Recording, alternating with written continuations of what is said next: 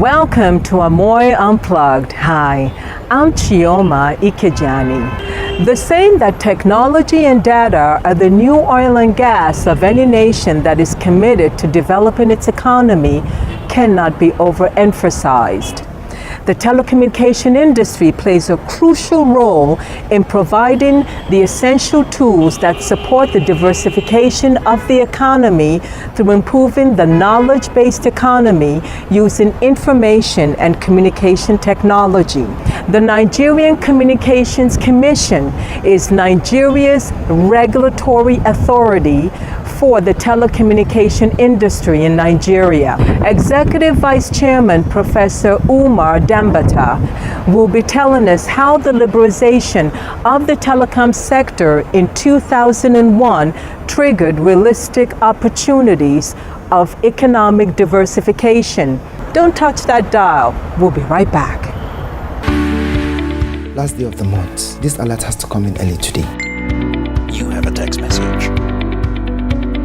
Haba, what kind of disturbance is this? You have a text message.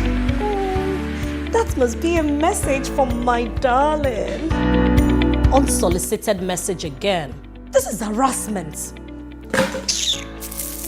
Wow, what's this now? Are you tired of receiving unsolicited text messages on your phones? Then take advantage of Do Not Disturb code 2442. Simply text STOP to 2442 and all unsolicited text messages will stop coming. If you want to be receiving particular types of calls and text messages instead, text HELP to 2442 and choose the option that suits you, like finance, sports, religion. Where your service provider fails to meet your request, call NCC on toll-free number 622. Thank you, NCC. NCC, connecting Nigeria.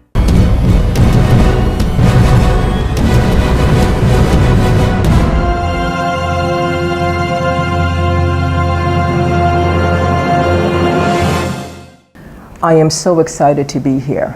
But you know, when I first met you, first of all, I couldn't even believe that it was you because I've been a real fan.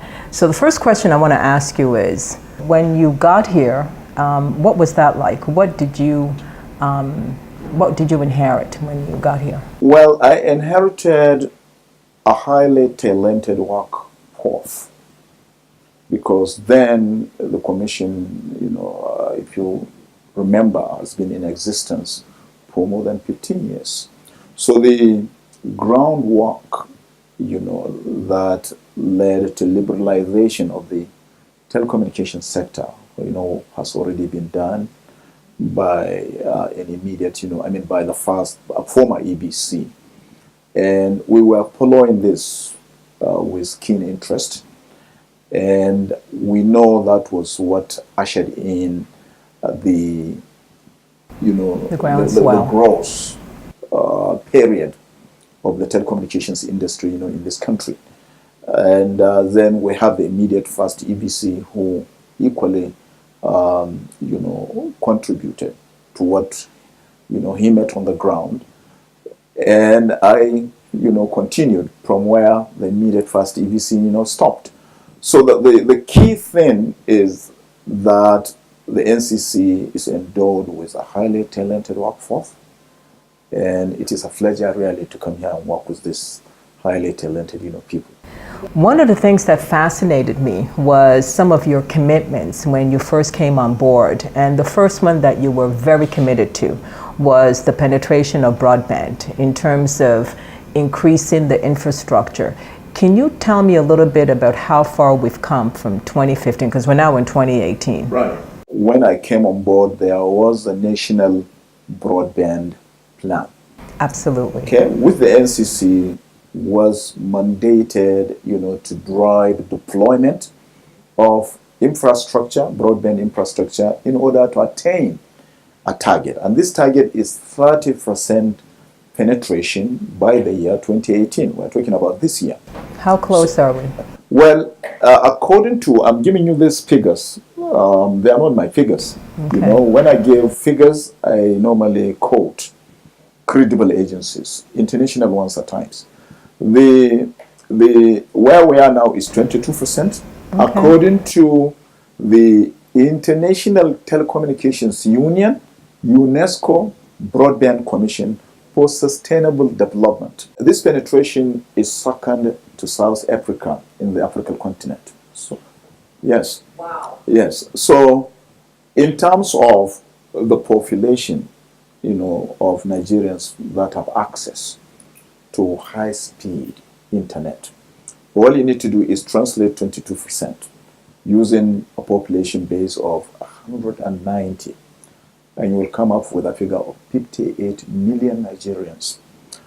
This will be equivalent to, the population of countries in sub-Saharan Africa put together. The quality of service is something that is of great importance, and it's a commitment that you made when you first came in 2015. How important is it, and how far have you gone? Well, thank you very much. The quality of service, as you are aware, is supposed to be measured, for all operators of telecommunication services in the country. And we have the capacity to measure what we call key performance indicators that characterize quality of service. And there is a stipulation, in fact, by the Nigerian Communications Commission as to what this should be. Specified standards for the KPIs, the key performance indicators. As a responsible agency of government, one that has been judged to be world-class, we cannot just fold our arms and watch, telecommunication services being provided without recourse to these standards which I mentioned. And therefore, we know what the standards are. I don't want to bore you with too many details. We don't like too many drop calls. Okay. We said out of 100 calls, only 2 are allowed to be dropped. Okay? So that's like a very, very high standard, specified by the Commission. So we are not just in the habit of giving the standards, we monitor and ensure compliance, to the standards. And the reason for this is because we want to ensure that telecommunication services are qualitative as well as they are efficient. The only way you can do this is to monitor the quality of service for all operators across the entire country. And that we have been doing, and on occasions we have discovered some of the operators do not comply to the standards. And what happens then? We draw their attention initially to say, ensure compliance to stipulated figures for the key performance indicators. Okay, and if they don't, then we warn them, and we express even intention, to fine them consistent with the regulations that the NCC, uses from time to time. Okay, and we know the challenges the operators have from time to time about why they are unable to meet the specified standards. We normally go in to ensure we address some of these challenges, which I'm sure you'll be asking me in due course. Absolutely. Institutional strengthening to capacity building is something that you're very strong on. Yes. From your background. How have you made that commitment as the new boss of NCC? Well, we have an important item. I know you'll be asking about the 8-point agenda, but this is the last item, but not the least important item of the 8-point agenda. Improving operational efficiency and regulatory excellence. We know there's no way we can keep pace with the mandate assigned to us, by the act establishing the Nigerian Communications Commission, if we don't have the highest operational efficiency possible within the Commission. If we don't have strong institutions, okay, within the Commission. And I think that is the first step we took, ensuring that we have people in the right places that can deliver the highest level of regulatory, excellence in whatever we do. And I think it is not for nothing that the Bureau for Public Services Reform has recognized the Nigerian Communications Commission and awarded, a recognition in the premium category, an indication that indeed we are not just a world-class telecommunications agency, we are also an important public service agency of Ghana. And your peers your colleagues are recognizing the hard work that your organization has put in. For a lot of Nigerians that are not familiar, what exactly is a teledensity? I mean, that's a technical term. Before I ask the question for our viewing audience, maybe you can share a little bit of what is a teledensity? Yeah, it is a technical term. I don't blame you for, and other Nigerians for having, difficulty understanding. It is the number of Nigerians that have access to mobile services, taking into consideration the base population, okay, which you compute. And I'll give you an example. We have a teledensity of over 100%. Yes, I'm talking to you. Okay? Wow. This is now. Yes. What did we do back then when let's say in 2001 when it became when you liberalized the act? Well, it was growing gradually. We had at some stage a teledensity of not more than 20%.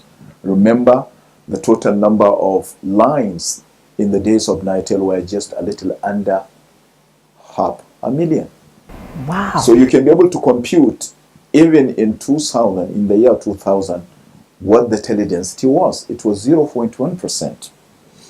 Okay, this has jumped to over 100% as I'm talking to you, thanks to the liberalization policy of the federal government. When the sector was liberalized, the days of monopoly were over. Investors came, MTN, Econet, Glo, subsequently Airtel, and so on and so forth. And that resulted in a remarkable improvement of the teledensity from a little under 1% to what it was today, close to 100%.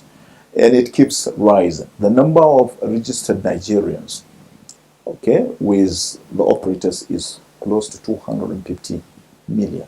The number of active subscribers, as I'm talking to you, which is of course less than the registered subscribers, is over 140 million. Okay. So teledensity is, when you give the figure in percentage, when you say it is 140, you divide it by the base population, and you can be able to say it is 80%. That's a huge growth in just under 16, 17 years. I agree with It's you. We are incredible. trying to ensure we sustain this growth by making sure the sector remains vibrant, stable, and attracts the right kind of investment to ensure this resilience. So one of the questions that I want to ask you, because I know that NCC has lauded a lot of success. Yes. So in this era where in 2016, 2017, there was a drop in the oil price, how has the telecommunication industry, particularly your sector, how have you tried to assist the government in diversifying its economy? We have seen the contribution to GDP growing steadily. In percentage terms, the sector was contributing between 8 to 10% per quarter. And this contribution to GDP translates to between $4 to $5 billion every quarter. When I say quarter, I mean every 3 months. And this has been the growth over this past 2.5 years. At the tail end of 2017, we saw the GDP drop from 9.8% to 7.5%. Okay. So the telecom sector is not immune to the economic challenges that this country, has been going through. But it is a sector that has shown also remarkable resilience. The 7.5% contribution to GDP will translate to $4 billion.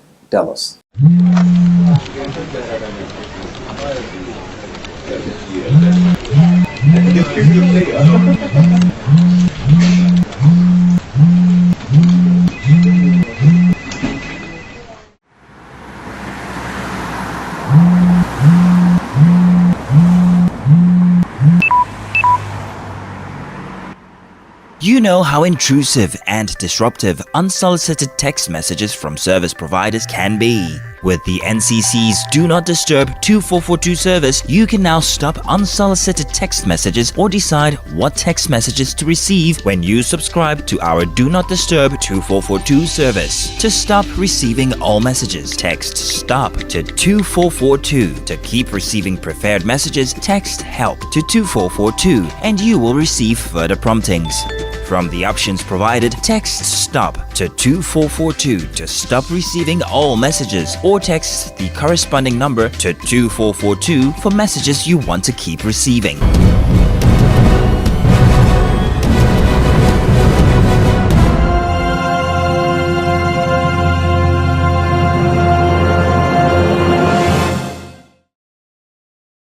Code of corporate governance is something that was important to you, and it started off as a voluntary mandate. Yes. But It's mandatory. you've now. Why did you do that? Well, because we need strong telecommunication companies, because these are institutions that must be strengthened in order for them to continue to contribute to national development.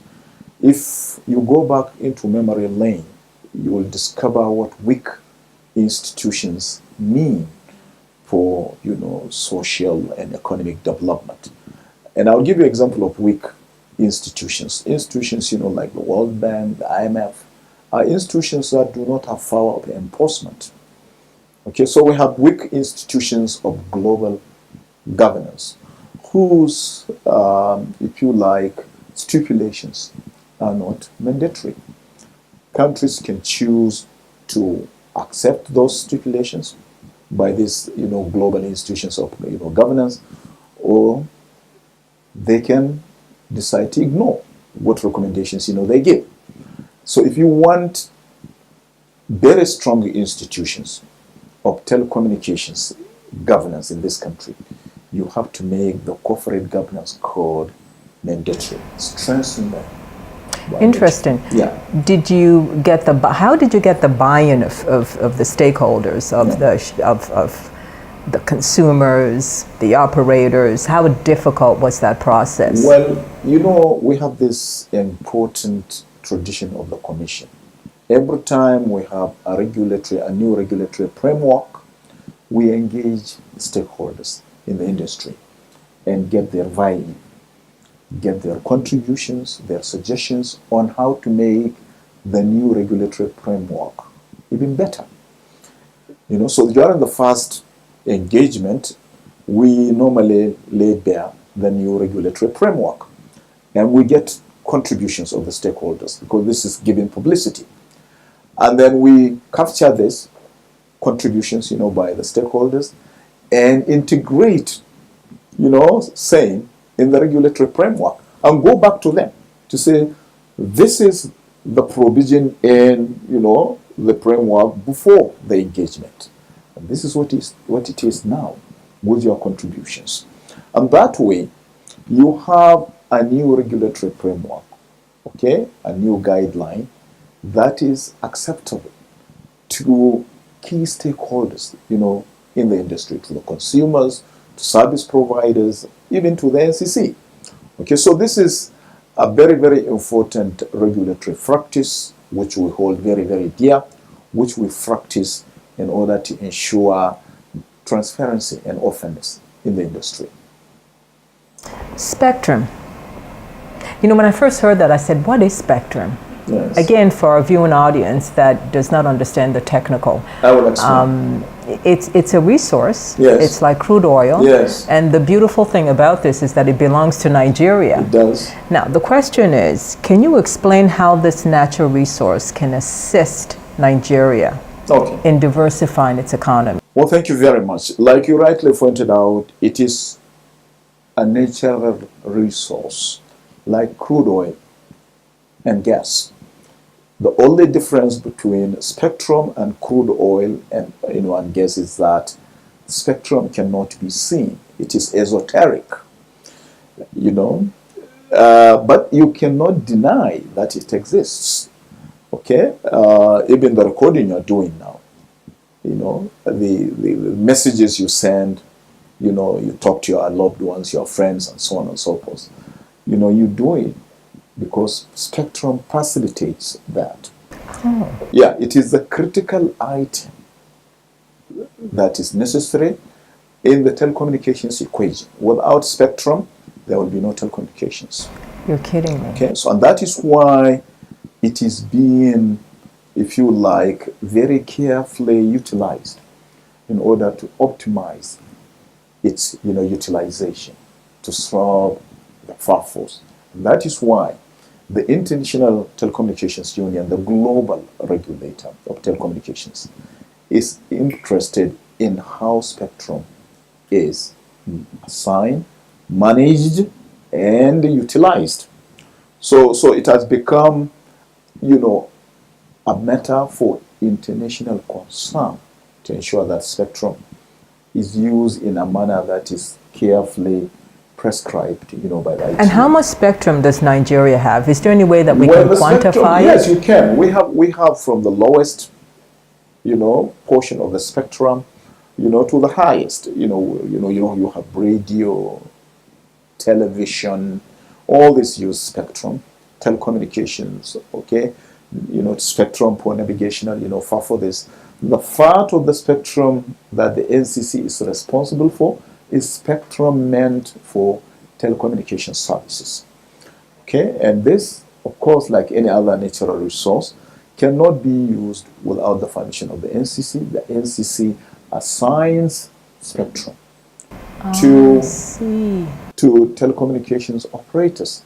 Okay, and the NCC gets the spectrum allocated to it by the Nigerian Frequency Management Council of the Ministry of Communications. So the council does the allocation, the NCC does the assignment, and the telecom operators use the spectrum to provide telecommunication services.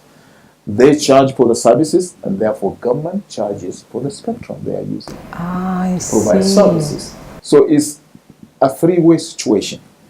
The telcos make profits, they create employments, okay, in the country, and provide telecommunication services to Nigerians. Nigerians are happy to patronize these services to communicate, empower themselves socially and economically, and the NCC is happy to assign this spectrum because money is made from the assignment, and this money goes to the coffers of the federal government. The federal government uses the proceeds from sales of spectrum to provide services. Coming back to what you talked about earlier, which is the strategic vision plan of 2015 and 2020. Yes. I want to be more specific in terms of how a subtitle that I have, how you've been able to help in diversifying the economy. So for example, education, health sector, e-learning, and the financial sector. How has ICT, information communication technology, which you have been very committed to, how has that helped, in line with your vision, help the government's diversification efforts of its economy? Okay, thank you. This is a very appropriate question. I must say that the diversification from oil and gas is on the front burner of the federal government. We know how reliance on one specific sector of the economy can create problems. And this had happened with oil. And government has realized that there's need to diversify from oil. From the monolithic economy. To an economy that will be, I don't know the word, monopoly, to a decentralized, economy. Okay? Is it possible? It is possible because that is the main, of the game all over the world now. Decentralized integration. And why do we want to leverage information and communications technology in the key sectors of the economy? Is because we can be able to do things better, more efficiently, in a cost-effective way, including being able to do things that previously were not possible. That's the beauty of leveraging information and communications technology and bringing to bear, in key sectors of the economy. More than, addressing ICTs in key sectors of the economy, we need to also transform the way and manner we run the government.